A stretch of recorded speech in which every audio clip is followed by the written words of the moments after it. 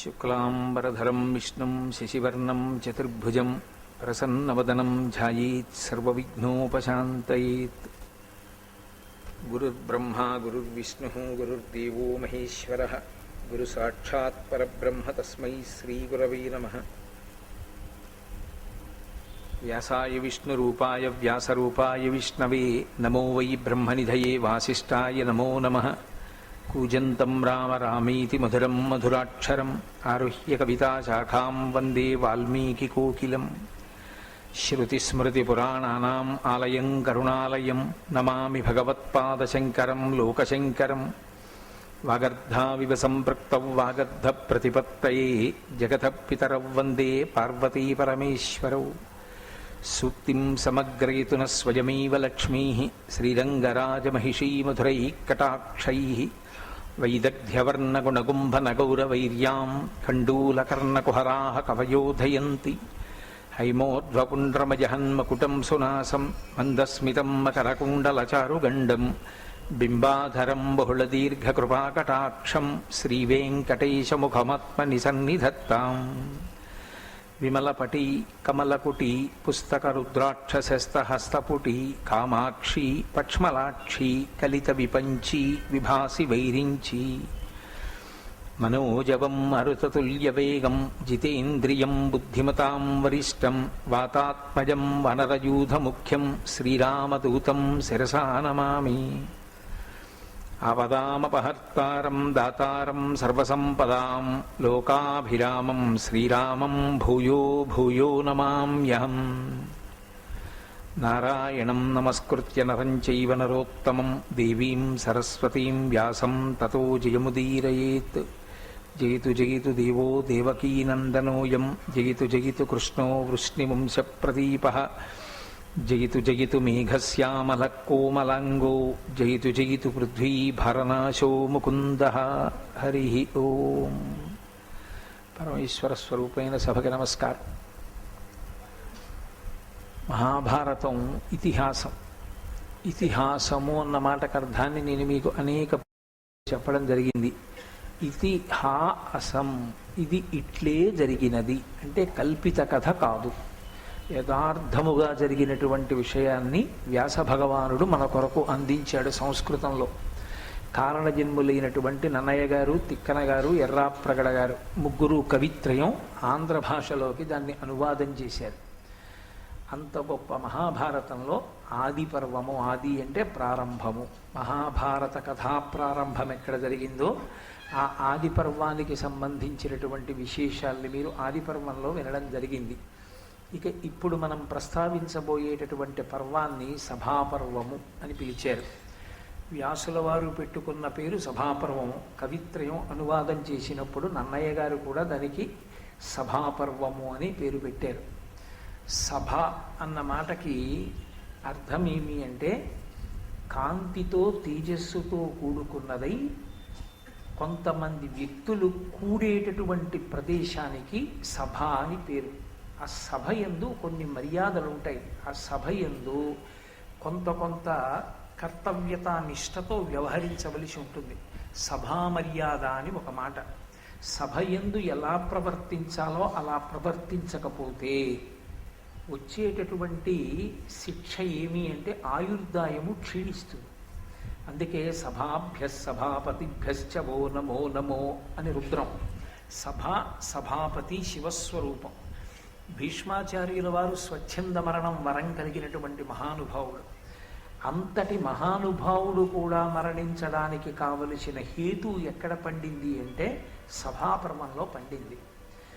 సభాపర్వంలో ద్రౌపదీదేవి అడిగినటువంటి ప్రశ్నకి ధర్మం తెలిసి కూడా జవాబు చెప్పలేదు కాబట్టి ధర్మం తెలిసి ధర్మం అడిగిన వారికి సభలో జవాబు చెప్పకపోతే తెలిసి కూడా ధర్మాన్ని పైకి చెప్పకుండా ఆపిన వారు ఎవరున్నారో వారందరూ కూడా మృత్యువునకు వశులవుతారు.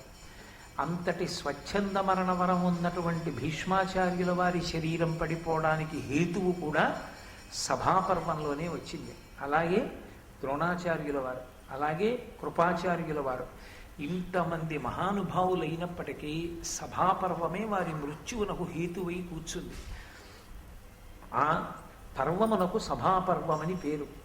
ఇందులో అన్నీ సభలే. అసలు పాండవుల యొక్క ప్రమేయం లేకుండా పాండవుల ఆలోచనకి సంబంధించినది కానిది శ్రీకృష్ణ పరమాత్మ బాగా ఆలోచించి నిర్ణయం చేసినటువంటి కారణం చేత వచ్చిన సభ మయసభ. చిత్రం ఏమిటంటే ఊర్ధ్వలోకాల్లో కానీ అధోలోకాల్లో కానీ ఎక్కడా లేనంత గొప్ప సభ భూలోకం మీద వచ్చింది మయసభ. ఆ మయసభ పాండవాగ్రజుడైనటువంటి ధర్మరాజు గారిది. పాండవులది అన్న యాజమాన్యం పెద్దవాడు కనుక ధర్మరాజు గారిది. ధర్మరాజు గారిది మయసభ. కానీ ఆ మయసభ సమస్త అసూయాద్వేషములకు కారణమైంది.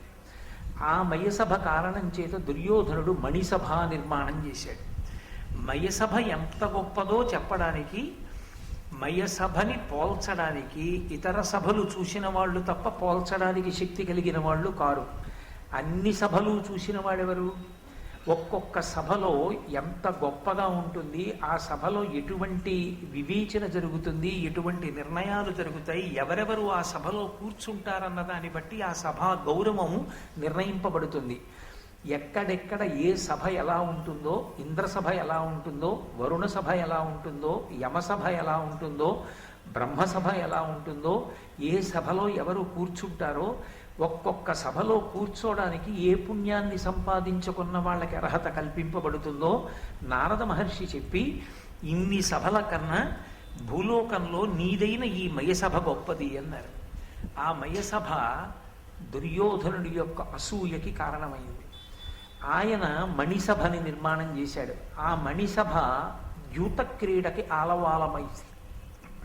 అటు ధృతరాష్ట్రుని యొక్క పుత్రులు, ఇటు పాండురాజపుత్రులు అక్కడ జూదం ఆడారు. శకుని తన మాయాజూదంతో ధర్మరాజుని ఓడించాడు. ఓడించిన కారణం చేత వాళ్ళు ఐశ్వర్యాన్నంతటినీ కోల్పోయారు. శకుని చేత ప్రేరేపింపబడినటువంటి ధర్మరాజు చిట్ట చివరికి తన ధర్మపత్ని అయినటువంటి ద్రౌపదీదేవిని కూడా పందెంలో ఒడ్డి ఓడిపోయాడు. అప్పుడు ద్రౌపదీదేవి ఒక ప్రశ్న వేసింది వెళ్ళిన ప్రాతికామిని, నన్నోడి తన్నోడెనా, తన్నోడి నన్నోడెనా? ఇప్పటికీ ఆ ప్రశ్నకి జవాబు చెప్పబడినట్లుగా కనపడదు. అంత పెద్ద సభలో ఆవిడ వేసిన ఆ ప్రశ్నకి జవాబు చెప్పిన వాళ్ళు ఎవ్వరూ లేరు. చిట్ట చివరికి భీష్మాచార్యుల వారు కూడా నీ ప్రశ్నకి ధర్మరాజే జవాబు చెప్పగలడు అన్నారు. ధర్మరాజు కూడా చెప్పలేడు. అందుకే ఇప్పటికీ జవాబు చిక్కని ప్రశ్న అయితే నన్నోడి తన్నోడెనా, తన్నోడి నన్నోడెనా అంటుంటారు. కానీ ద్రౌపదీదేవి అడిగినటువంటి ఆ ప్రశ్న వెనక ఎంత ధర్మ సూక్ష్మమో దాగి ఉంది. చిట్ట చివరికి ద్రౌపదీదేవి యొక్క పాతివ్రత్య ప్రభావము చేతనే తిరిగి రాజ్యాన్ని సంపాదించుకున్నారు పాండవులు. ఇంటికి వెళ్ళిపోయారు. మళ్ళీ అనుద్యూతానికి ఆహ్వానింపబడ్డారు. మళ్ళీ అనుద్యూతానికి వెళ్ళారు. అక్కడ శకుని పందెం వేసేటటువంటి వాడు, దుర్యోధనుడు పందెం ఒడ్డేటటువంటి వాడు. 12 సంవత్సరముల అరణ్యవాసము, 1 సంవత్సరం అజ్ఞాతవాసము. ఎవరు ఓడిపోతే వాళ్ళు. అంగీకరించి ధర్మరాజు మళ్ళీ జూదం ఆడాడు. ఈసారి మళ్ళీ ఓడిపోయాడు. ఓడిపోయి అడవుల పాలై వెళ్ళిపోయాడు. అలా ధర్మం పక్షాన నిలబడినటువంటి పాండవులు ద్రౌపదీదేవితో కలిసి అరణ్యవాసానికి వెళ్ళిపోతున్నటువంటి ఘట్టం దగ్గర సభాపర్వం పూర్తయిపోయింది. నారచీరలు కట్టుకుని ధర్మమూర్తులైనటువంటి పాండవులు తన ధర్మపత్ని అయినటువంటి ద్రౌపదీదేవితో కలిసి అరణ్యవాసానికి బయలుదేరిపోయినటువంటి సంఘటన దగ్గర పూర్తయిపోయినటువంటి సభాపర్వం శుభప్రదంగా పూర్తయింది అని చెప్పడం సాధ్యపడే విషయమా అంటే, ధార్మిక చింతన చేసి చూసినప్పుడు ఖచ్చితంగా చాలా మంగళప్రదంగానే పూర్తయింది. ఎందుచేత అంటే భగవంతుని యొక్క అవతార ప్రయోజనము ధర్మమే. ఆ ధర్మం కాపాడబడాలి. పాండవులు అరణ్యవాస అజ్ఞాతవాసములకు బయలుదేరి వెడితే తప్ప ధృతరాష్ట్రుని యొక్క సంతతి, దుర్యోధనుని పనుపును నిలబడినటువంటి ఇతరమైనటువంటి క్రూరులు సంహరింపబడేటటువంటి అవకాశం కురుక్షేత్ర సంగ్రామం జరగదు.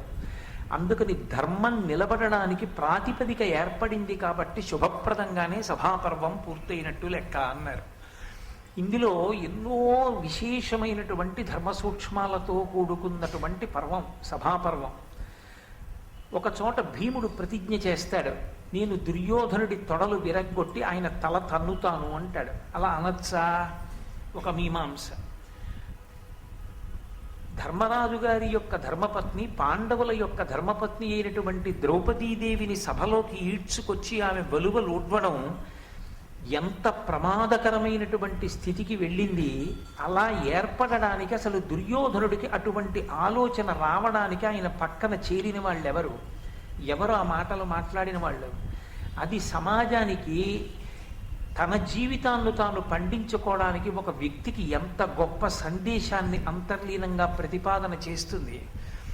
అసలు ద్యూతం అనేటటువంటిది దోషభూయిష్టమైనదని తెలుసున్నటువంటి ధర్మరాజు గారు ఎందుకు ఆ ద్యూత క్రీడలో కూర్చున్నాడు?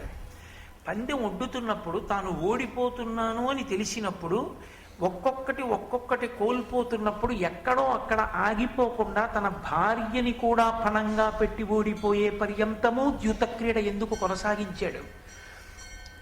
మాయాజూతంలో గెలవడం శకుని యొక్క గొప్పతనం అయితే అది మాయాజూతమని తెలిసి ధర్మరాజు ఎందుకు పాల్గొన్నట్టు?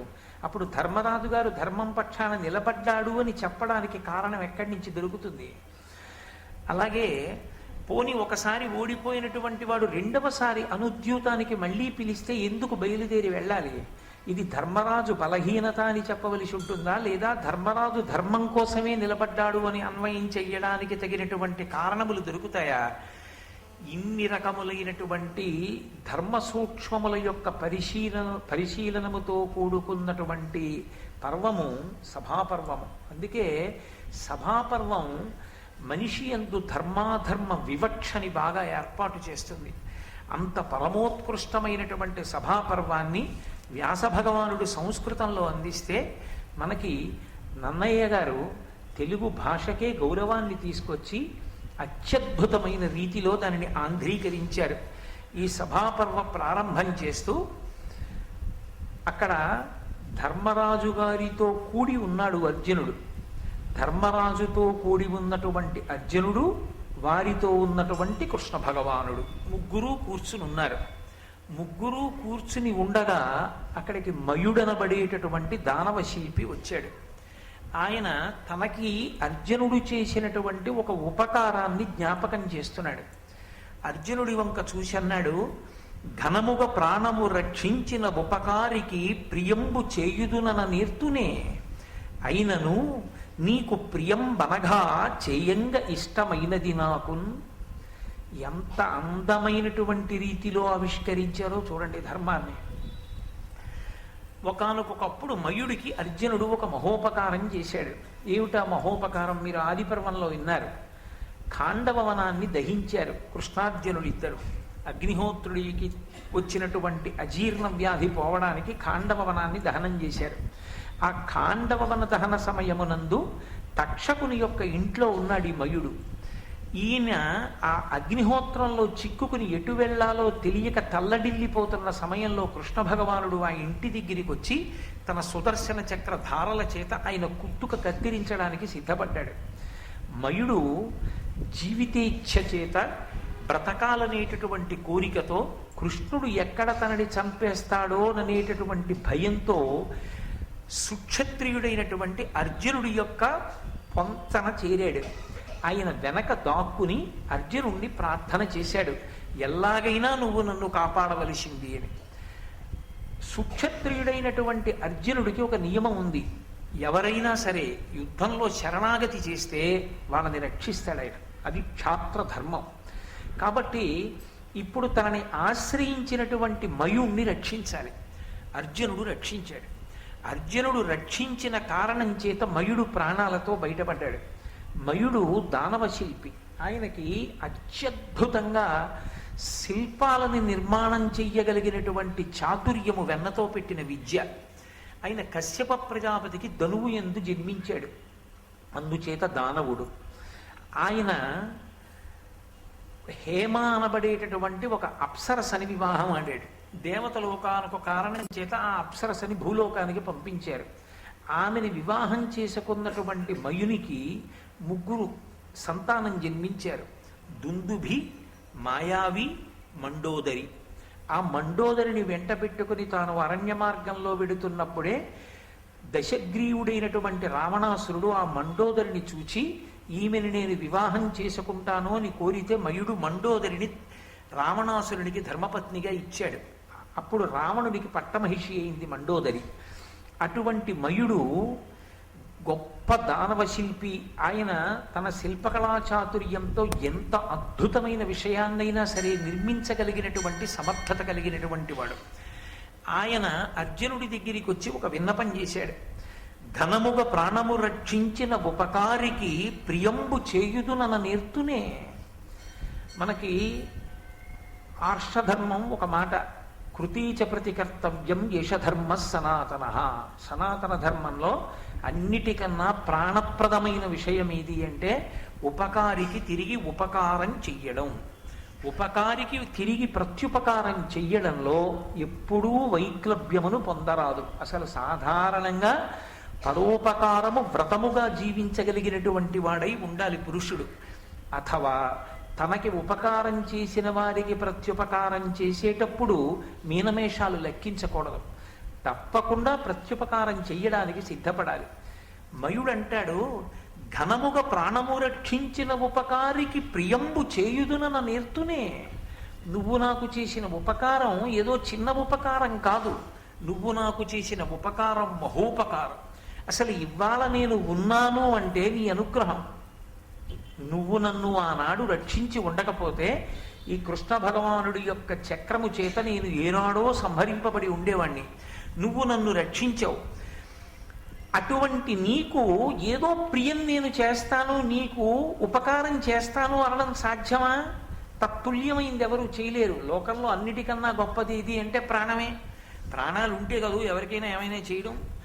నేను ఉన్నాను భవతి అన్న మాట నిలబడాలి అంటే ప్రాణాలు నిలబడాలి. ఆ ప్రాణాలే నిలబెట్టిన వాడివి నువ్వు. నీకు నేను ఏం ప్రియం చెయ్యగలను? చెయ్యలేను.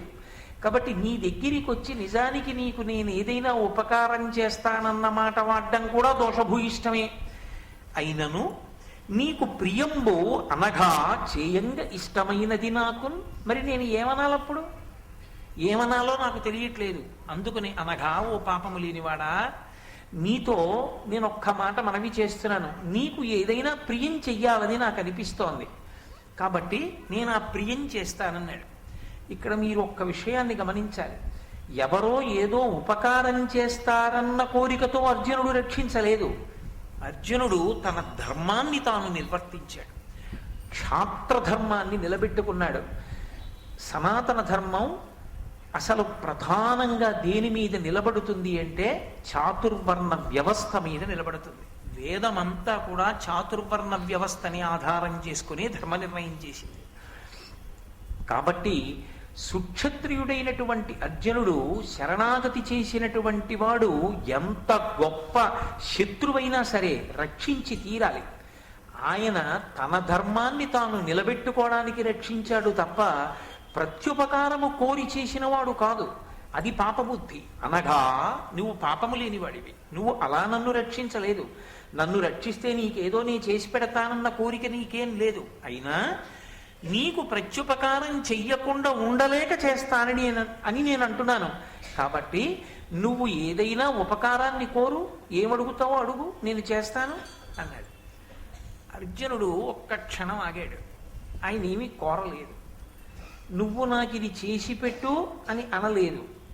వచ్చినటువంటి వాడు వచ్చినటువంటి వాని యొక్క ఆర్తిని బట్టి అడగవలసి ఉంటుంది తప్ప ఏదో వచ్చినటువంటి వాడి యొక్క సమర్థతని ఆర్తిని దృష్టిలో పెట్టుకోకుండా చాలా చిన్న విషయాన్ని మీరు అడిగారనుకోండి, అది అవతల వారికి అవమానంగా ఉంటుంది. మళ్ళీ రెండో మాట రెట్టించాలి.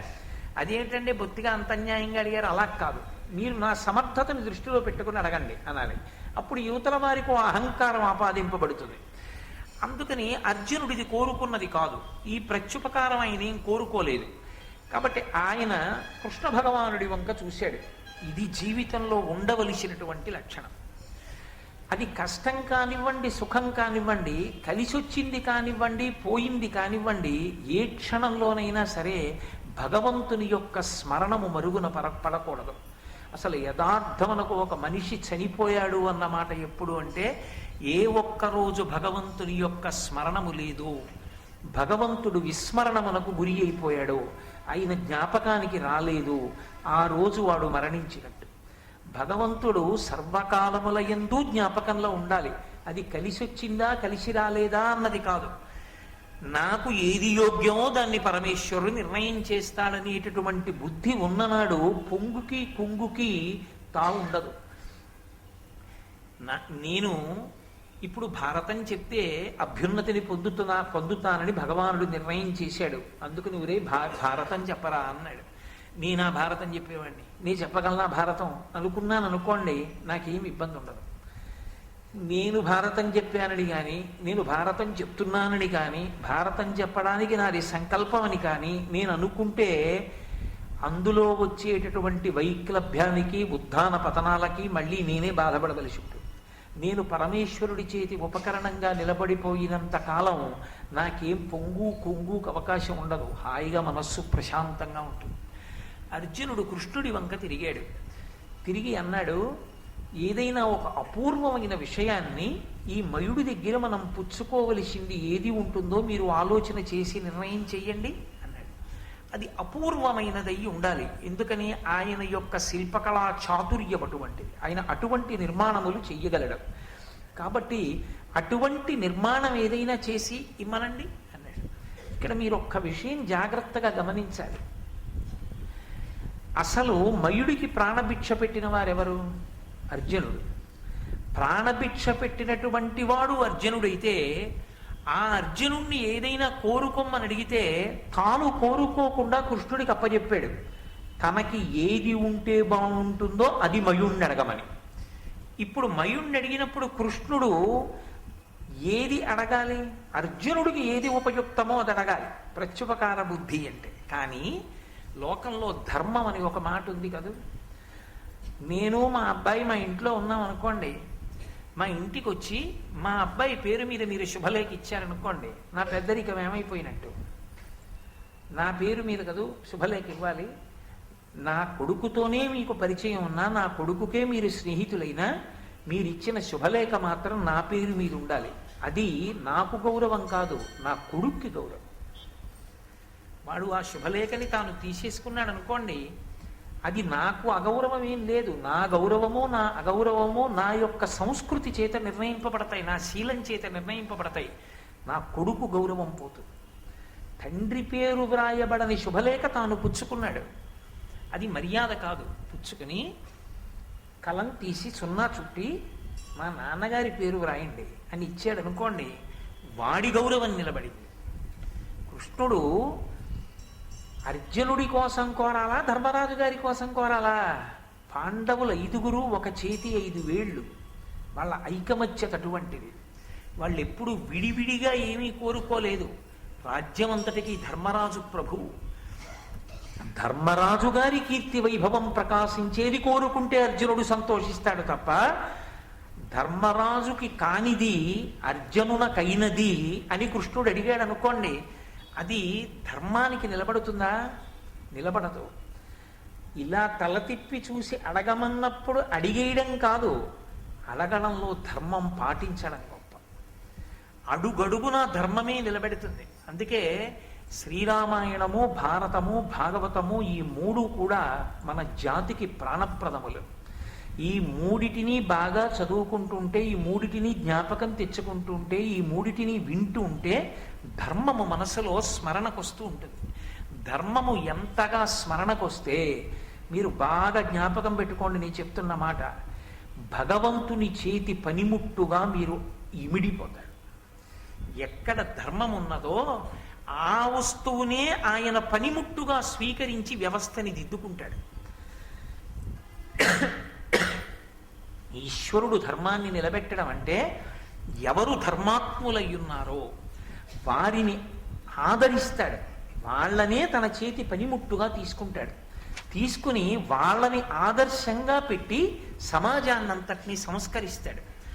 భగవంతుడి చేతి పనిముట్టుగా మారడం, భగవంతుని యొక్క అనుగ్రహానికి పాత్రులు కావడం కన్నా రక్షణ వేరొకటి ఉంటుంది ఆ లోకంలో, ఇంకేం ఉండదు. కాబట్టి ధర్మమే రక్షణ. ధర్మాన్ని విడిచిపెట్టుకోవడము అంటే భగవంతుడికి దూరం అయిపోవడం. భగవంతుడికి దూరం అయిపోవడము అంటే అన్ని రక్షణలకి దూరం అయిపోవడం. ధర్మాన్ని పట్టుకోవడము అంటే భగవంతుని చేతి పనిముట్టుగా నిలబడడం. భగవంతుని అనుగ్రహం చేత సర్వకాలములయందు సర్వదేశములయందు రక్షింపబడుతుండడం. ధర్మమే ప్రమాణము. అందుకే కృష్ణుడు అన్నాడు మయునితో, కురుపతికిన్ యుధిష్ఠిరునకున్ సకల క్షితిపాల సేవ్య సుస్థిర విభవాభిరామునకతి ప్రమదంబుగా రత్నరాజి సుందరమగుదాని నొక్క సభధాత్రి కపూర్వముగాను నర్చి చిచ్చెర గొనిరమ్ము నీదైన శిల్ప కళా కుశలత్వమేర్పడం అన్నాడు. నువ్వు అద్భుతమైన విషయాన్ని దేన్నైనా ఇస్తానంటున్నావుగా, కురుపతికిన్ యుధిష్ఠిరునకున్, అది ధర్మం అంటే. నువ్వు ఎవరికి ఇవ్వాలో తెలుసా బహుమానం? యుధిష్ఠిరునకి ఇవ్వాలి. ఎవరు యుధిష్ఠిరుడంటే? ధర్మరాజు. కురుపతి అయినటువంటి ధర్మరాజుకి ఇవ్వాలి. ఎవరైనా సకల క్షితిపాల సేవ్య సుస్థిర విభవాభిరామునకతి ప్రమదంబుగా, ఈ భూమండలంలో ఉండేటటువంటి సమస్త రాజుల చేత కీర్తింపబడి కప్పాలు కట్టించుకోగలిగినటువంటి సార్వభౌమ పదవి యందు నిలబడినటువంటి ధర్మరాజు గారికి. అలా నిలబడి ఉన్నాడు ఆ ధర్మరాజు? లేడు. దుర్యోధనుడు అర్ధరాజ్యం ఏలుతున్నాడు, ధర్మరాజు గారు అర్ధరాజ్యం ఏలుతున్నాడు. అర్ధరాజ్యం ఏలుతున్నటువంటి ధర్మరాజు సకల క్షితిపతి కాడు.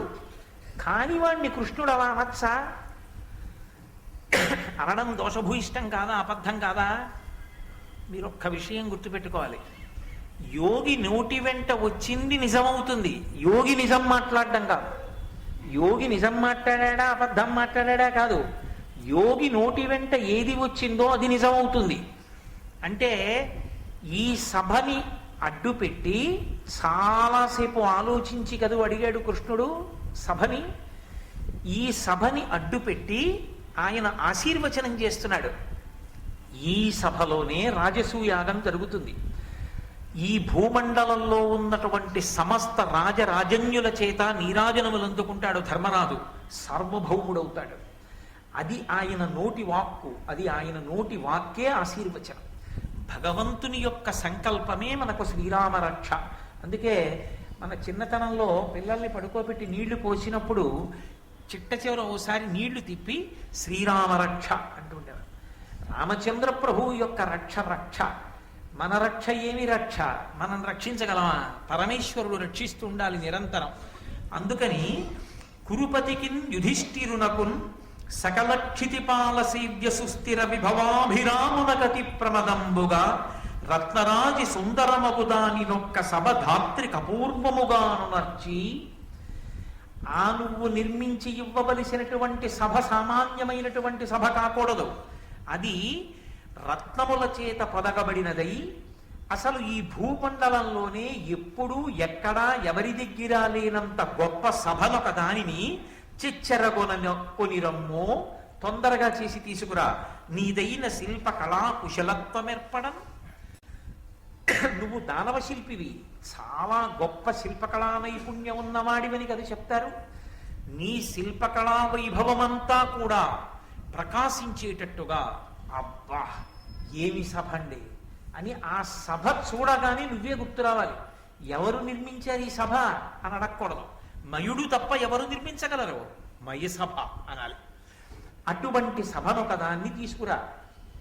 ఆ సభ ఇతపూర్వం కానీ ఇప్పుడు కానీ వచ్చే కాలంలో కానీ వేరొకరికి చెందినది కానీ వేరొకరికి అటువంటిది ఉన్నది కానీ కారాదు. అంత గొప్పదవ్వాలి. అంత గొప్ప సభను ఒక దానిని నిర్మించి తీసుకురా అన్నాడు. అమ్మ బాబోయ్ చాలా పెద్ద కోరిక కోరారు అనలేదు. పొంగిపోయాడు మయుడు. పొంగిపోయి ఆయన అన్నాడు, ఈ మనుజేంద్రుడు ఇంద్ర ధనుజేంద్రుల కంటే మహావిలాస సౌఖ్యముల పెద్ద ఇద్ధరణి కావున ఈతని పెర్మికింతగన్ ఇమ్మి ఉనర్చదన్ సభమణి ప్రభనొప్పగా దేవతా విమానమ్ములిట్టివే అని జనమ్ములు దానిని మెచ్చి చూడగన్. ఆయన అన్నాడు, తప్పకుండా నిర్మిస్తాను సభ. ఎటువంటి సభలు నిర్మిస్తానో తెలుసా? ఈ మనుజేంద్రుడు ఇంద్ర ధనుజేంద్రుల కంటే మహావిలాస సౌఖ్యముల పెద్ద ఇద్ధరణి కావున ఈ భూమండలంలో ఈ మనుజేంద్రుడు మనుష్యులకందరికీ కూడా ఇంద్రుడు, అంటే సమస్త మానవాళికి ప్రభు అయినటువంటి ధర్మరాజు పైన ఉన్నటువంటి స్వర్గలోకాధిపతి అయినటువంటి ఇంద్రుడి కన్నా పాతాళలోకాన్ని ఏలుతున్నటువంటి దానవ చక్రవర్తి అయినటువంటి బలి చక్రవర్తి కన్నా ఈతడే గొప్పవాడు. కాబట్టి ఇతడే ఇటువంటి సభని అనుభవించడానికి, ఇటువంటి సభని తనదిగా పొంది ఉండడానికి అర్హత ఉన్నవాడని సమస్త ప్రపంచం కొనియాడేటట్టుగా నేను అటువంటి సభను నిర్మించి తీసుకొచ్చి ధర్మరాజుకి ఇస్తాను. ఇక్కడ నిర్మిస్తానంట లేదు, సభా ప్రాంగణాన్ని నిర్మించడం అంటే ఇక్కడ నిర్మించాలి అంటే ఇక్కడ సభని నిర్మాణం చేయండి అంటే ఇక్కడ కట్టాలి. అలా అంట లేదు మయుడు. కొనితెమ్ము చెచ్చరం అన్నాడు కృష్ణుడు, ఎక్కడో కట్టి ఇక్కడికి పట్టుకురా అన్నాడు. అసలు అదో విచిత్రం. ఆయన అంటున్నాడు, నేను తెచ్చేది ఎటువంటిదై ఉంటుందో తెలుసా? చేస్తున్నాం కానీ వాళ్ళు దానికి అర్హులా, ఈ సభని కాపాడుకోగలరా అని నాకు అనుమానం లేదు. ఈతను మనుజేంద్రుడు. ఎందుచేత ఆ మాట వచ్చింది మయుని నోటి వెంట అంటే, ఒకానొకప్పుడు ఇంద్రుడికి రాజ్యం పోతే ఉపేంద్రుడై, ఇంద్రుడికి తమ్ముడై, వామనమూర్తి అయి బలిచక్రవర్తి దగ్గర రాజ్యాన్ని తీసుకుని మళ్ళీ ఇంద్రుడికి రాజ్యం ఇచ్చినటువంటి వాడు శ్రీ మహావిష్ణువే. అదే శ్రీ మహావిష్ణువు ఆ బలిచక్రవర్తి దగ్గర రాజ్యాన్నంతటినీ తీసుకుని ఇంద్రుడికి ఇచ్చేసినప్పుడు వరుణపాశముల చేత బలిచక్రవర్తిని కట్టేస్తే బలిచక్రవర్తి నిరాధారుడై సభలో నిలబడిపోతే ఆయన భార్య వింధ్యావళి వచ్చి ఏడిచి, నువ్వు కోరుకున్నదంతా 3 అడుగుల నేలగా ధారపోసేశాడే నా భర్త, ఎందుకు ఇలా బంధించావు వరుణపాశములతో అని అడిగితే, నేను బంధించలేదమ్మా, ఎవ్వని కరుణింప నిశ్చయించితివాని అఖిల విత్తంబునే అపహరింతు అన్నాడు. ఎవరిని రక్షించాలనుకుంటానో వాళ్ళ సమస్త విత్తాన్ని తీసుకుని పరీక్ష చేస్తాను. బలిచక్రవర్తిని నేను అనుగ్రహిస్తున్నాను. ఇతను పాతాళలోకానికి ప్రభువు అవుతాడు. దిక్పాలకుల యొక్క ఆజ్ఞ ఇతనికి వర్తించదు. ఇతనిని నా శంఖచక్రములు సర్వదా కాపాడుతుంటాయి, నా శంఖచక్రములను ఇతనికి కాపలాగా ఉంచుతున్నానన్నాడు.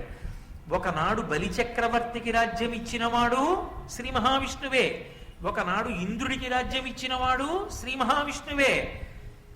ఇవాళ ధర్మరాజు గారిని సార్వభౌముణ్ణి చేసేవాడు శ్రీ మహావిష్ణువే.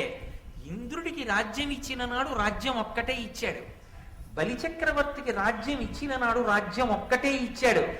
ధర్మరాజుకి రాజ్యం ఇప్పించడానికి కురుక్షేత్ర సంగ్రామంలో అర్జునుడి రథం మీద సారథిగా కూర్చుని కొన్ని కోట్ల మంది ప్రతివీరులందరూ తెగటారిపోయేటట్టుగా చేసి ధర్మానికి ఆలవాలము పాండవులు కనుక పాండవ పక్షపాతి శ్రీకృష్ణ భగవానుడు అయ్యాడన్న కీర్తి సుస్థిరంగా కట్టపెట్టి పాండవుల యొక్క కథ, వాళ్ళ ధర్మం ఈ భూమండలంలో నరులందరూ చదువుకుని యుగాలు మారిపోయినా అనుష్ఠించేటట్టుగా వాళ్ళ కీర్తిని ప్రకాశింపచెయ్యడానికి నడుం కట్టినటువంటి శ్రీ మహావిష్ణువు యొక్క స్వరూపమైన కృష్ణ పరమాత్మ యొక్క అనుగ్రహాన్ని పరిపూర్ణంగా పొందినటువంటి ధర్మరాజు కన్నా గొప్పవాడా ఆ ధనుజేంద్రుడైన బలిచక్రవర్తి గాని, స్వర్గాధిపతి అయినటువంటి ఇంద్రుడు గాని కాదు. కాబట్టి నీ పరిపూర్ణ కటాక్ష వీక్షణములకు పాత్రులైనటువంటి వాళ్ళు వీళ్ళు. కృష్ణుని యొక్క అనుగ్రహము ఎంత ప్రకాశవంతంగా, ఎంత ప్రస్ఫుటంగా, ఎంత పరిపూర్ణంగా పాండవుల యందు ప్రసరించిందో మయుని యొక్క బుద్ధికి ఎక్కడో ఒక్క చోట తళుక్కున తోచక తోచింది ఈశ్వరానుగ్రహంగా. అందుచేత నోటి వెంట ఆ మాట వచ్చేసింది. ఈ మనుజేంద్రుడు ఇంద్రధనుజేంద్రుల కంటే మహావిలాస సౌఖ్యముల పెద్ద ఈ ధరణి కావున ఈతని పెర్మికిందగన్ ఎమ్మి నొనచ్చదన్ సభమణి ప్రభనొప్పగా దేవతా విమానమ్ములిట్టివేయని జనమ్ములు దానిని మెచ్చి చూడగన్. ఆ జనులందరూ కూడా మయసభని చూసి, ఓ దేవతల యొక్క సభలు, దేవతల యొక్క విమానాలు ఇలా ఉంటాయి అని దీన్ని చూసి చెప్పుకోవాలి. ఎందుకని వాళ్ళు దేవలోకానికి వెళ్ళి చూసొచ్చిన వాళ్ళు కారు. దేవతా విమానములు ఎలా ఉంటాయో వాళ్ళు మయసభని చూసి చెప్పుకుంటారు. అంత గొప్ప సభని నిర్మాణం చేస్తాను. అంతేకాదు, నేను ఈ సభా నిర్మాణం చెయ్యడానికి కావలసినటువంటి బంగారము, వజ్రములు, వైఢూర్యములు, మరకత మాణిక్యములు, నవరత్నములు మొదలైనటువంటి సామాగ్రినంతటినీ కూడా బిందు సరోవరమునందు దాచాను. ఎందుకు దాచవలసి వచ్చింది? ఎందుకు అవన్నీ దాచడం అంటే, ఒకప్పుడు వృషపర్వుడు అని ఒక రాజు ఉండేవాడు. మీరు ఆదిపర్వంలో విన్నారు. శర్మిష్ఠ యొక్క తండ్రి. ఆ శర్మిష్టకి దేవయానికి వచ్చినటువంటి కలహంలోనే ఆ దేవయానితో కలిసి శుక్రాచార్యుల వారు ఆ రాజ్యాన్ని విడిచిపెట్టి వెళ్ళిపోతాను అంటే వృషపర్వుడు వచ్చి వేడుకుని ఆ శుక్రాచార్యుల వారిని తన రాజ్యంలో ఉంచుకోవడం కోసమని దేవయానికి శర్మిష్టని దాసిగా చేశాడు. మీరు ఆదిపర్వంలో విన్నారా కదా. కాబట్టి అటువంటి వృషపర్వుడనేటటువంటి రాజుకి ఒక గొప్ప సభని నిర్మాణం చెయ్యడం కోసమని నేను ఒకానొకప్పుడు సంకల్పం చేసి తత్సంబంధమైనటువంటి రత్నములు సంభారములనన్నిటినీ బిందు సరోవరంలో దాచి ఉంచాను. ఆ ఒక్క సంభారములను తీసుకొచ్చి మయసభా నిర్మాణం చెయ్యడమే కాదు, భౌమాదిత్యుడనబడేటటువంటి రాజు ఒకానొకప్పుడు ఈ భూమండలంలో ఒక సుక్షత్రియుడై రాచరికం చేస్తూ గొప్ప తపస్సు చేసి ఋషి అయ్యాడు. ఆ ఋషి మండలాన్ని చేరినటువంటి ఆ భౌమాదిత్యుడనేటటువంటి రాజు నాకు ఒక శంఖాన్ని ఒక గదని ఇచ్చాడు. ఆ గద శత్రువులను దునుమాడుతుంది. ఆ శంఖం పూరించినంత మాత్రం చేత కొన్ని వేల మంది యొక్క కర్ణరంధ్రములు బద్దలైపోయి నెత్తురు కారిపోతుంది. అంత గొప్పదైనటువంటి ఆ శంఖం దేవదత్తాన్ని, ఆ గదని భీమసేనుడికి, దేవదత్తమన్న శంఖాన్ని అర్జునుడికి కూడా తీసుకొచ్చి ఇస్తాను. దానితో పాటుగా ధర్మరాజు గారికి ఈ సభా నిర్మాణం చేస్తాను. అంటే కడుపులో ఎక్కడో అర్జునుడికి కూడా ఉపకారం చెయ్యాలన్న కోరిక ఉంది. కాబట్టి అర్జునుడికి దేవదత్తాన్ని ఇస్తూ, భీమసేనుడికి గద ఇస్తూ, ధర్మరాజు గారికి మయసభ ఇస్తాను. అంటే శ్రీకృష్ణ పరమాత్మ యొక్క సంకల్పమే మయుని యందు ఆలోచనగా మారింది. ఈశ్వరానుగ్రహం అనేటటువంటిది ఒక్కసారి బయటికి రావాలి. కానీ పరమేశ్వరుడు వీడికి కావలసినటువంటి పదార్థములు సమకూడాలి అని కోరుకోవాలి. కానీ అవి ఎప్పటికి ఎందుకు పనికొస్తాయో మనకి తెలియదు. పరమేశ్వరుడు మాత్రం వాటిని ఇప్పుడే చేకూరుస్తాడు. అర్జునుడికి దేవదత్తాన్ని ఇప్పిస్తున్నాడు, భీమసేనుడికి బ్రహ్మాండమైనటువంటి గదని ఇప్పిస్తున్నాడు. ఎదర రాబోయేటటువంటి కాలంలో భీమసేనుడు ప్రతిజ్ఞ చేస్తాడు, నా గదాదండంతో దుర్యోధనుడి యొక్క తొడలు విరగ్గొడతాను అని. ఎక్కడ ధర్మ వ్యతిరేకులైనటువంటి వారు పడిపోయేటట్టుగా ధర్మమునందు నిలబడినటువంటి వారు ప్రవర్తించవలసి ఉంటుందో వారికి కావలసిన ఉపకరణములను పరమేశ్వరుడు చేకూర్చడానికి ఎవరి ద్వారా సంభారములు అందారో వారి యందు సంకల్పాన్ని ప్రచోదనం చేస్తాడు. అది ఈశ్వరుని యొక్క అనుగ్రహము అన్నమాటకు అర్థం. ఆయన అనుగ్రహం ఒక్కటి ఉంటే నీకు అది ఎప్పుడు పనికొస్తుందో తెలియదు. ఇప్పటికి నీకు ఇది ఎందుకు అనిపించవచ్చు, కానీ ఒకప్పటికి అది నీకు చాలా అవసరం కావచ్చు. ఎవరో తెచ్చి ఏదో పుస్తకం నీకు ఇవ్వచ్చు, ఎందుకు నాకు ఇప్పుడు ఈ పుస్తకం అని ఓ చోట పెట్టచ్చు. కానీ ఒకనాడు నీకు ఆ పుస్తకం అత్యంత అమూల్యము కావచ్చు. ఆ పుస్తకమే నీ జీవితం కావచ్చు. ఆ పుస్తకమే నీ జీవితాన్ని మలుపు తిప్పచ్చు. నీ జీవితం ఒకప్పుడు మలుపు తిరగడానికి కావలసినటువంటి పుస్తకాన్ని పరమాత్మ నీకు ఎప్పుడు అందించాలో అప్పుడు ఎవరి చేత సంకల్పం చేయించాలో వాళ్ళ చేత చేయించి తెచ్చి నీకు ఇప్పిస్తాడు. నీ జీవితం మలుపు తిరగడానికి ఒక పుస్తకం నీకు ఎవరి ద్వారానో అందించిన ఈశ్వరుని యొక్క అనుగ్రహ బలంలాగే ధర్మాన్ని నిలబెట్టడానికి అత్యంత శ్రద్ధాళువులై నిలబడవలసినటువంటి భీమార్జనులకు కావలసినటువంటి యుద్ధ పరికరాల్ని మయుని ద్వారా కృష్ణ పరమాత్మ అందిస్తున్నారు అని ఆయన ఆ బిందు సరోవరం యొక్క గొప్పతనాన్ని అంటారు. ఆ బిందు సరోవరంలోనే ఒకప్పుడు భగీరథుడు గంగావతరణం చేయించాడు. పరమశివుడు ఆ బిందు సరోవరం దగ్గరే నడుం మీద 2 చేతులు వేసుకు నిలబడితే గంగమ్మ ఆకాశం నుంచి ఆయన యొక్క శిరస్సుకి తాకి కింద పడింది. భవంగపతి తంతోజం పవిత్ర వితిపస్పృశు అని పరమశివుని శరీరానికి తాకి కింద పడింది. కాబట్టి గంగ పతిత పావని అయి అంత పరమ ప్రఖ్యాతి వహించింది. అక్కడే సృష్టి కాలమనందు తరువాతి కాలమనందు బ్రహ్మగారు, పరమశివుడు, ఇతర దేవతాగణములన్నీ కూడా అనేకమైనటువంటి యజ్ఞ యాగాది క్రతువులన్నిటినీ కూడా చేశారు. అలాగే అక్కడే అనేకమైనటువంటి దేవతల యొక్క శాలలు నిర్మింపబడి ఉంటాయి. అంత పరమ పవిత్రమైన ప్రదేశము కనుక ఇంత పవిత్రమైనటువంటి సామాగ్రిని అక్కడ దాచి ఉంచాను. కాబట్టి నేను ఇప్పుడు అక్కడికి వెళ్ళి అక్కడ సభని నిర్మాణం చేస్తాను. నిర్మాణం అక్కడ చేస్తాను, సభని ఇక్కడికి తీసుకొస్తాను. నిర్మాణం అయిపోయిన సభ ఇక్కడికి వస్తుంది, సామాగ్రి తెచ్చి ఇక్కడ సభ కట్టడం కాదు. కాబట్టి నేను బయలుదేరుతాను.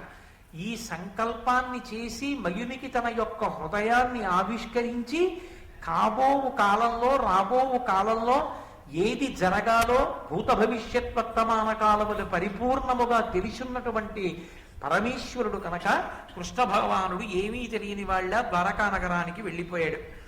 సభా నిర్మాణానికి పూనుకున్నటువంటి మయుడు హిమాలయ పర్వతాలకి చేరుకుని కైలాస పర్వతానికి ఉత్తరాన మైనాక పర్వతం ఉంటే ఆ మైనాక పర్వతానికి ఉన్నటువంటి హిరణ్య శృంగానికి చేరుకున్నాడు. బంగారు శిఖరానికి చేరుకుని అక్కడ ఉన్నటువంటి బిందు సరోవర ప్రాంతానికి చేరి సభా నిర్మాణం ప్రారంభం చేస్తూ పూజ చేశాడు.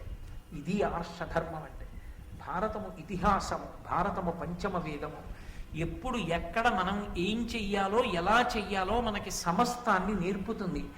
ఏదైనా ఒక కట్టడాన్ని నిర్మాణం చేస్తున్నారు అంటే ఆ కట్టడానికి ఒక ప్రయోజనం ఉంటుంది. ఒక ఇల్లు మీరు కట్టుకున్నారనుకోండి, ఆ ఇంటికి ఉండవలసిన ప్రధాన లక్షణం ఏమి అంటే తామర తంతువు, తామర తంపర ఎలా కొనసాగుతుందో అలా వంశము వృద్ధిలోకి వెళ్ళాలి.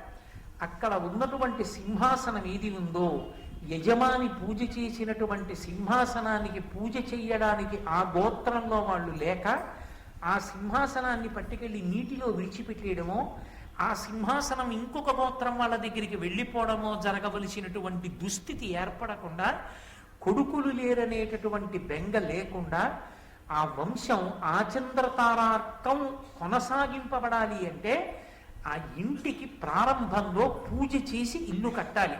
ఒక ఇల్లు దేనికి అంటే సింహాసనాన్ని అక్కడ అర్చన చేస్తాం. ఒక ఇంటి గొప్పతనం అంతా ఎక్కడ ఉంటుంది అంటే అక్కడ సింహాసనం ఉంది. ఆ యజమాని ఆ సింహాసనం నుంచి వస్తున్నటువంటి పరిపాలన చేత రక్షింపబడుతూ ఉంటాడు. నేను ఇల్లు కట్టుకుని గృహప్రవేశం చేస్తే నేను చేస్తానా, నా సింహాసనం పెడుతుందా? ముందు సింహాసనం చేత్తో పట్టుకుని గృహప్రవేశం చేస్తాను. ఇంట్లో కుర్చీలు ఎన్నో ఉండొచ్చు, సింహాసనం మాత్రం ఒక్కటే ఉంటుంది. సింహాసనమునందు పరమేశ్వరుడు కూర్చుంటాడు. ఆయన పరిపాలకుడు. ఆయన నా యోగక్షేమాలని విచారణ చేస్తూ ఉంటాడు. నేను ఎక్కడ ఉన్నా, ఏ ప్రదేశంలో ఉన్నా ఆయన నన్ను సర్వకాలముల యందు కాపాడుతూ ఉంటాడు.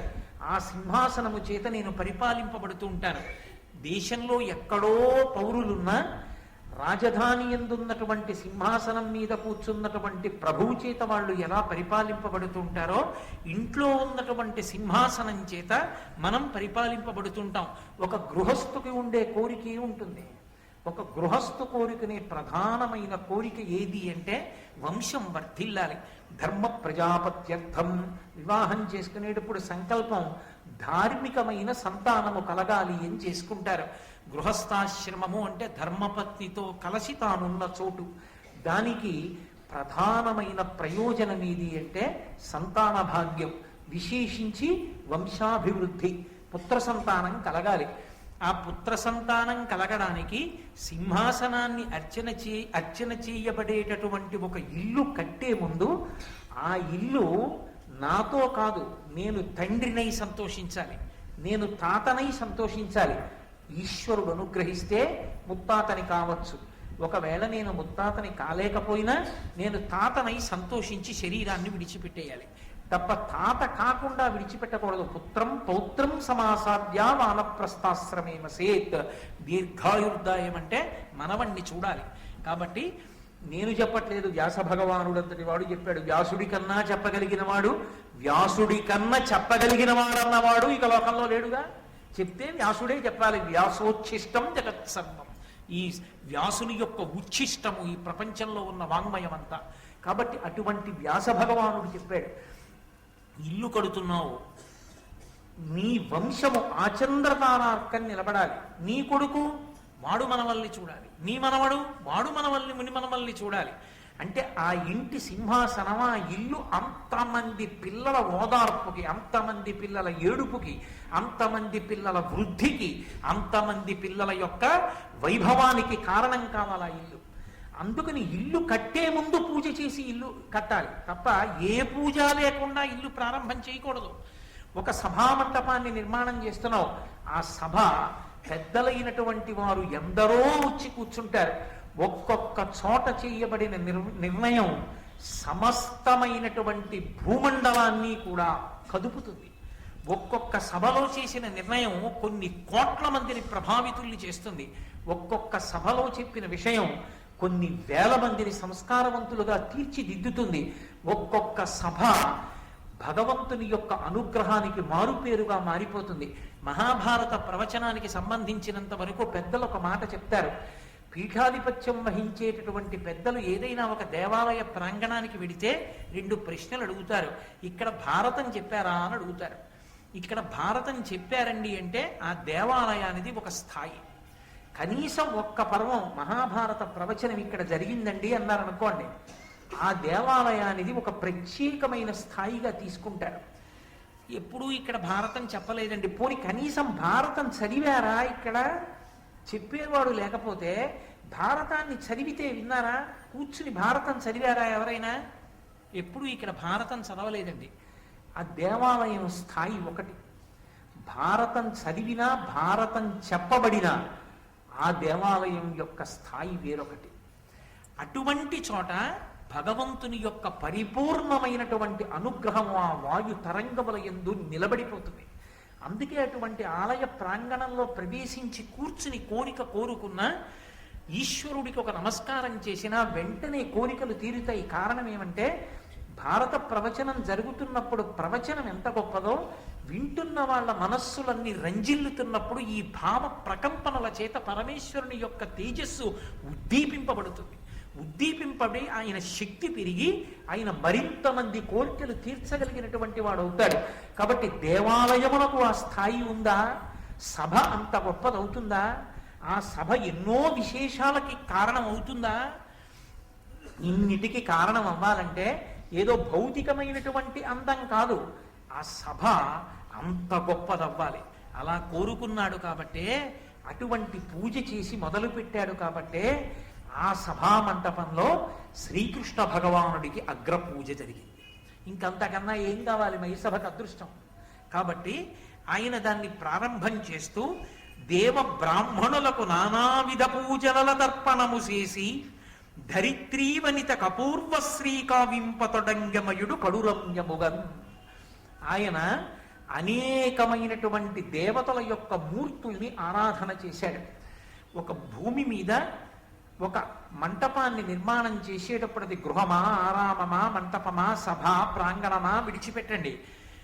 అది ప్రకాశవంతము కావడానికి, ఫలవంతము కావడానికి ఏ ఏ దేవతల యొక్క అనుగ్రహాన్ని సాధించుకోవడానికి మీరు పూజ చెయ్యవలసి ఉంటుందో అటువంటి దేవతలందరినీ పూజ చేశారా?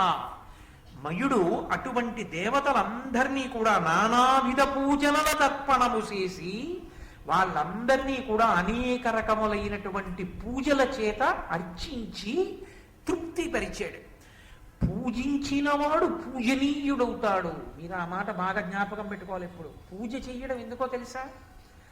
పూజ చేస్తే పరమేశ్వరుడు ప్రీతి పొందుతాడు అని నేను ఒక మాట చెప్పాను అనుకోండి, ఆ మాట చాలా వదులుగా ఉంటుంది. ఎందుకో తెలుసా? పూజ చేయడం అంటే ఓ వస్త్రద్వయం ఇచ్చి, అర్ఘ్యం ఇచ్చి, పాదోదకం ఇచ్చి, కాస్త పటికి బెల్లం నైవేద్యం పెట్టి 2 పుష్పాలు కాళ్ళ మీద వేసి 4 స్తోత్రాలు చదివితే ఈశ్వరుడు మీ పట్ల ప్రసన్నుడవుతాడు అని నేను చెప్పాను అనుకోండి. అప్పుడు పూజ చేస్తే ఈశ్వరుడు ప్రసన్నుడవుతాడు అని నేను చెప్పిన ఉత్తర క్షణంలో పొగిడితే లొంగిపోయేవాడు ఈశ్వరుడు అయ్యాడు. అవునా కాదా? అప్పుడు ఈశ్వరుడు పొగిడితే లొంగేవాడైతే పూజ చేసిన వాడికి ఈశ్వరుడు లొంగిపోతాడు అన్న నా మాట అర్థరహితమైనది. అందుకని నన్నయ్య గారు పద్యాన్ని అంత అందంగా ఇస్తున్నారు. పూజ చేసిన వాడు పూజనీయుడవుతాడు. ఎందుచేత పూజనీయుడవుతాడు అంటే పూజ పరమేశ్వరుడు పొంగిపోవాలని కాదు చేస్తున్నది. ఈశ్వర, నా యందు ఏ తేజస్సును చూసి లోకమంతా నన్ను గౌరవిస్తోందో, ఏ తేజస్సును చూసి లోకమంతా నాకు నమస్కారం చేస్తోందో ఆ తేజస్సు సహజముగా నాది కాదు. నా ఉపాధిలో నువ్వు ఆ తేజస్సుని ప్రకాశింపచేశావు. ప్రకాశింపచేసిన వాడివి నువ్వు. ఆ ప్రకాశింపచేసిన తేజస్సు నిలబెట్టుకోవడానికి కావలసినటువంటి అర్హత నా యందు నిలబెట్టు. ఆ అర్హత పోతే నువ్వు తీసేస్తావు ఆ తేజస్సు. ఆ అర్హత నా యందు ఉంచు అని ప్రార్థన చెయ్యడం పూజ. ఎవరు అలా అడిగారో వాడు అర్హతని నిలబెట్టుకుంటానని కోరుకుంటున్నాడు కనుక ఈశ్వరుడు అనుగ్రహాన్ని ద్విగుణీకృతం చేస్తాడు, వాడు పూజనీయుడవుతాడు లోకం చేత. అందుకని పూజ దేనికి అంటే నువ్వు పూజనీయుడవు కావడానికి. అంతేకాని పూజ చెయ్యడం ఎందుకు అంటే పరమేశ్వరుడు నువ్వు పూజ చేస్తే చాలా ప్రీతి పొందేస్తాడని అనుకోకూడదు. అప్పుడు అసలు ఆ ఆలోచనలోనే ఒక దోషం ఉంటుంది. ఎందుకు పూజ చేస్తున్నావు అంటే పూజ చేసి పూజనీయుడు అవుతావు. మీకు నేను ఒక ఉదాహరణ చెప్పాలంటే, నాకెవరో ఒకరు ఉపకారం చేశారు. ఎందుకండి మీరు అంత ఉపకారం చేశారు ఆయనకి అని అడిగారు అనుకోండి, ఏం చెప్పమంటారు? ఒకనకొకప్పుడు మహానుభావుడు నాకు ఎంత ఉపకారం చేశారో తెలుసా? నేను చాలా ముఖ్యమైన వివాహానికి వెళ్ళాలి, దానికి వెళ్ళకపోతే నా మర్యాద పోతుంది. నేనా రాత్రంతా మంచులో జనరల్ కంపార్ట్మెంట్లో కూర్చోలేను, ఆరోగ్యం అనుమతించదు. మహానుభావుడు ఎవరో తనకి తెలిసిన వాళ్ళతోటి తత్కాల్లో ఓ టికెట్ తెచ్చిపెట్టారు. నేను లైన్లో నించోలేను, ఏమీ లేదు. ఆయన పుణ్యమాని మర్యాద నిలబడింది నాది. ఆయనకి చేయకపోతే ఎలాంటి ప్రత్యుపకారం అన్నాను అనుకోండి నేను మీతో, మీరేమనుకుంటారు నా గురించి? అరే ఓ తత్కాల టికెట్ తెచ్చి ఇచ్చాడని ఎంత జ్ఞాపకం పెట్టుకుని మళ్ళీ ప్రత్యుపకారం చేసి పొంగిపోతున్నాడు ఆయన. ఈయన నిజంగా ఉపకారానికి పాత్రుడురా, ఎంత కృతజ్ఞత ఉన్నవాడురా అని మీరు అనుకుంటారా అనుకోరా? అంటే ఇప్పుడు నేను అవతల వారిని పూజించి చులకనయ్యానా? అవతల వారిని పూజించి నేను పూజనీయుడనయ్యానా? లౌకికంగా ఒక చిన్న ఉపకారం చేతనే నేను పూజనీయుణ్ణైతే పరమేశ్వర పూజ చేత ఎంత పూజనీయుణ్ణవుతాను? పూజనీయత కీర్తి పొందుట అంటే సద్గుణములతో ధర్మమునందు నిలబడుట, ధర్మమునందు నిలబడుట ఈశ్వరానుగ్రహములకు పాత్రుడవుట. ఇంకేం కావాలంతకన్నా? అందుకని తాను నిర్మాణం చెయ్యాలనుకున్నటువంటి సభ ఓ 10,000 మంది కాపలాదారులతో లోపల రత్నాలున్నాయి, వజ్రాలున్నాయి, ఎవరెడతారో అని చెప్పి ఎవ్వరూ వెళ్లకుండా లోపలికెళ్ళేటప్పుడు ఒళ్ళంతా తడివి లోపలికెళ్ళి బిక్కు బిక్కుమంటూ చూసొచ్చేది కాకూడదు. అది ఒక అద్భుతానికి కారణం కావాలి. సాక్షాత్ పరమేశ్వరుడైనటువంటి శ్రీకృష్ణ భగవానుని అగ్రపూజకి కారణమైంది. కురుక్షేత్ర యుద్ధానికి బీజం అక్కడే పడింది, మైసభలో దుర్యోధనుడి తొట్టుపాటులో. అదిగో అంతటి అపూర్వ తేజస్సు కలగాలి అంటే మన ప్రజ్ఞ చేత నడవదు. మనం గోడ కట్టగలమేమో, రత్నాలు తాపడం చేయగలమేమో, దాని చిరస్థాయి, దాని కీర్తి ఎక్కడ నుంచి వచ్చింది అంటే నీవు చేసిన పూజ నుండి వచ్చింది. అందుకేనేమో మయుడు చేసిన పూజే కారణమేమో మహాభారతంలో మయసభ ఒక్కటి ఏకపాత్రాభినయనమై కూర్చుంది. ఏకంగా మిగిలినవన్నీ కూడా అలా చేయరు. దుర్యోధనుడు మయసభలో ఏకపాత్రను అభినయించుట అది ఒక పెద్ద విశేషమై కూర్చుందంతే లోకంలో. బహుశా మయుడు చేసిన పూజేనేమో. కాబట్టి భారతాన్ని కేవలం జరిగిన కథగా వినకండి, అది కాదు వ్యాస హృదయం. వ్యాస హృదయం ఎప్పటికీ ధర్మాన్ని లోకానికి అందించడం. ఒకటి నిర్మాణం చేసే ముందు తత్సంబంధమైన దేవతా పూజ చెయ్యాలి. కాబట్టి ఆయన దేవ బ్రాహ్మణులను పూజ చేశాడు. ఎందుకని? వాళ్ళు వేదం చదువుకున్నారు. వాళ్ళు చదువుకోని నాడు, వాళ్ళు చెప్పడానికి సిద్ధంగా లేని నాడు ధర్మము లోకమనందు నిలబడదు. కాబట్టి వారిని పూజించాలి. అందుకని బ్రాహ్మణ పూజ చేశాడు. బ్రాహ్మణ పూజ చేసి దేవ పూజ చేసి ఆయన ధరిత్రీవనితకు అపూర్వ శ్రీకావింప, ధరిత్రీవనితకు అన్నారు నన్నయ్య గారు. ఈ భూకాంతకే కొత్త అలంకారాన్ని తొడుగుతున్నట్టు. కాంతకు ఉండే లక్షణం ఏమిటండి? అపూర్వాలంకారముల యందు ప్రీతి ఉంటుంది. ఎన్ని ఉన్నా అబ్బా ఇది కూడా ఉంటే బాగుంది అనుకుంటారు. ఆభరణము చేత అతివకు కాదు, ఆ ఆభరణములు పెట్టుకున్న కొద్దీ కూడా వాళ్ళ మనసు రంజిల్లుతుంది. ఎవరు అందంగా ఉన్నారు, ఎవరు అందంగా లేరు, మనకెందుకు వచ్చిన గొడవ? అందం అన్నది చూసేవాడి కన్నుల్ని బట్టి ఉంటుంది. దానికోసం కాదు తాపత్రయం. పెట్టుకుని ఆవిడ అందంగా ఉందా అండి, ఆవిడ అందంగా లేదు, నీకెందుకు అవన్నీ? నీకు అనవసరం. నీకు ఎవరైనా కామాక్షి స్వరూపమే. ఎవరు పెట్టుకున్నా తల్లి కామాక్షి. కామాక్షి మెడలో ఏం పెట్టుకుంటే అందంగా ఉండదు? ఎవరు పెట్టుకున్నా అందమే. తల్లి కామాక్షి అయినప్పుడు నీకేమిటి బాధ? అందుకోసం కాదు విచారణ. దేనికోసం విచారణ అంటే మనస్సు రంజిల్లడం. కృంగొత్త ఆభరణములు ఎన్ని పెట్టుకుంటున్నా అబ్బా దీనికన్నా ఇంకా ఇది కూడా ఉంటే బాగున్నది, పెట్టుకున్నప్పుడు సంతోషించి రాగరంజితమైన ముఖము కలిగినటువంటి కులస్త్రీ ఎలా ఉంటుందో అలా ఈ భూకాంత పొంగిపోయే ఆభరణాన్ని తొడుగుతున్నట్ట మయుడు. భూకాంత పొంగిపోయేటట్టుగా తీసుకురావాలంటే అది భూమి మీదది కాదు, ఎక్కడదో తెచ్చి భూమి మీద పెడుతున్నాడు. అది కృష్ణ హృదయం. ఇక్కడే ఇందులోవే తెచ్చి ఇక్కడ కట్టట్లేదు, ఎక్కడో కట్టి ఇక్కడికి తెచ్చి పెడుతున్నాడు. అది భూమికాంత అలంకారం అవుతోంది. కాబట్టి అపూర్వశ్రీ కావింపతొడంగమయుడు కడు రమ్యముగా, కడురమ్యంగా, బహువందంగా ఆ మయసభా నిర్మాణం చేయడానికి సిద్ధమవుతున్నాడు. వెళ్ళాడు, అక్కడ దాచిపెట్టిన సంభారాలన్నింటినీ పైకి తీశాడు. ఆ బిందు సరోవరంలో సభా నిర్మాణం చేశాడు. విమలం మణిమయములకు దూలములను, కంబముల గోడలను, వేదులను, కుట్టిమములు చుట్టిన ప్రాకారములను కరమొప్పు చూడ రచయించే సభను. ఆయన ఎంత గొప్ప సభా నిర్మాణం చేశాడంటే, విమల మణిమయములకు దూలములను, మణులతో కూడినటువంటి పెద్ద పెద్ద దూలాల్ని నిర్మాణం చేశాడు. అవన్నీ మణులతో ఉంటాయి కాబట్టి వాటి కాంతులు అన్ని వైపుకి పడుతుంటాయి.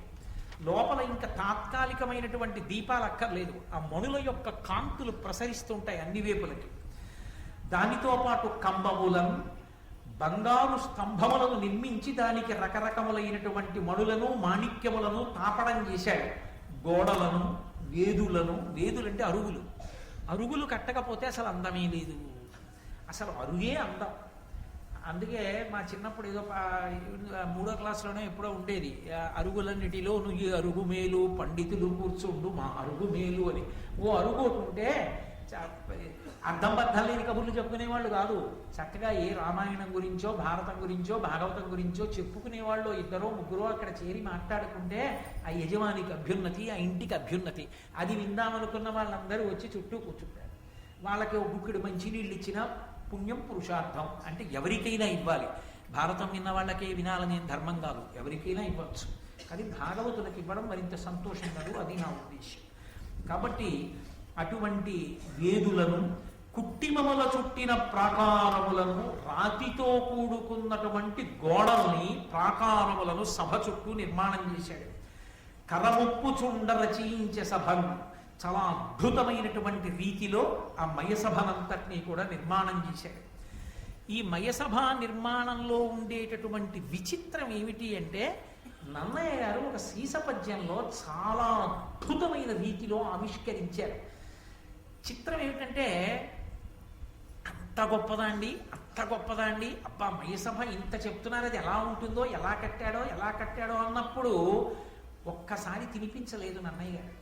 కొంచెం తినిపించారు. ఇక్కడ కొంత చెప్పారు. దుర్యోధనుడు మైసభలో విహారం చేస్తున్నప్పుడు కొంత చెప్పారు. అప్పుడు ఎక్కడ ఆ సందర్భాన్ని బట్టి మయసభా సౌందర్యాన్ని మనం అనుభవించడానికి బాగా అవకాశం దొరుకుతుందో అలా మనకి ఆయన వర్ణించి చూపించారు. సురుచిల హరినీల కిరణ జలంబుల పద్మరాగారుణ పద్మములను, రాజిత రాజీవ రాజహంసావళి నిర్మల సవర్ణ కూర్మములను, కమనీయ వైఢూర్య కుముదంబులను, వజ్రమీన మౌక్తిక నవ ఫేనములను, మరకత శైవలోత్కరముల విలసిల్లగొలనని సన్మణి స్థలము చూచి, పలుగురాల కుడ్యముల రుచుల్ కప్పిన జలములున్న ఎడల వెలయ చూచి, అననుపస్థలంబుల నిజనులెరుగకయుండునట్లుగా మయుండు చేసే. ఆయన సభా నిర్మాణం చేసినప్పుడు అందులో ఉన్నవి లేనట్లు, లేనివి ఉన్నట్టు కనపడేటట్టుగా నిర్మాణం చేశాడు. ఎలా నిర్మాణం చేశాడు అని అనుమానం వస్తుందేమోనని నన్నయ్య గారు చెప్తున్నారు. సురుచిర హరినీల కిరణ జలంబుల పద్మరాగారుణ పద్మములను, ఆయన ఇంద్రనీలమణుల్ని తీసుకొచ్చి ఒక సరోవర నిర్మాణం చేశాడు. అంటే ఆ ఇంద్రనీలమణుల్ని తాపడం చేశాడు గోడలోకి. ఆ ఇంద్రనీలమణులలోంచి కిరణములు బయటికి వస్తుంటాయి, కాంతులు వస్తుంటాయి. అందులోంచి వచ్చేటటువంటి కాంతుల వలన అవి ఎలా కనపడతాయంటే, ఏదో అక్కడ నీళ్లున్నట్లుగా కనపడుతుంది. ఆ ఇంద్రనీలమణుల యొక్క కిరణముల ప్రసారం అలా అన్ని వేపుల నుంచి వచ్చేటట్టుగా నిర్మాణం చేశాడు. తెనాలి దగ్గర ఒక శివాలయం ఉంది. ఆ శివాలయంలో ఒక విచిత్రమైనటువంటి లక్షణం. ఏమిటి ఆ లక్షణం అంటే, శివలింగం దగ్గర దీపం అక్కర్లేదు, చీకటిగా ఉంటుంది గర్భగృహం. కానీ మీరు నందీశ్వరుడు యొక్క శృంగముల మీద చెయ్యి పెట్టి ఇలా లోపలికి చూస్తే, నందీశ్వరుని యొక్క కన్నులలో పొదగబడినటువంటి మణుల యొక్క కాంతి శివలింగం మీద పడి మీరు శృంగముల మధ్యలోంచి చూసినప్పుడు మాత్రం శివలింగం ప్రకాశవంతంగా భాసిస్తుంది. అలా నిర్మాణం చేశారు. తరువాతి కాలంలో ఆ నందీశ్వరుడి కన్నుల్లో ఉన్నటువంటి ఆ మడులు ఎత్తుకుపోయారు. కాబట్టి ఆ శివాలయం అలా ఉండిపోయింది. నేను వెళ్ళి దాన్ని చూసి వచ్చాను కూడా శివాలయాన్ని, కాబట్టి చెప్పగలుగుతున్నాను మీతోటి. కాబట్టి ఆయన ఆ ఇంద్రనీలమణులలోంచి వచ్చేటటువంటి కాంతుల చేత అక్కడ నీరు ప్రవహిస్తోందా అన్నట్టుగా ఒక సరోవరం ఉన్నట్టుగా నిర్మాణం చేశాడు. అందులో మళ్ళీ పద్మరాగారుణ పద్మములను, అందులో పద్మరాగమణులతో తామర పూలు పెట్టాడు. ఇప్పుడు అవి ఎలా ఉన్నాయి? ఎర్రటి పద్మాలు ఆ కొలనులో ఉన్నాయేమో అనిపిస్తుంది. ఇలా దూరంగా నిలబడి చూశారనుకోండి, ఇంద్రనీలమణుల యొక్క కాంతుల చేత నీరున్నట్లు, ఇంద్రనీలమణుల కాంతులు ఆ నీటి మధ్యలో పద్మరాగమణుల చేత ఎర్రటి పద్మాలు పెట్టాడు. అందుకని నిజంగా ఎర్రటి తామర పూలున్నట్టు కనపడుతుంది. దానితో పాటుగా రాజత రాజీవ రాజహంసావళి నిర్మల సవర్ణ కూర్మములు, అక్కడ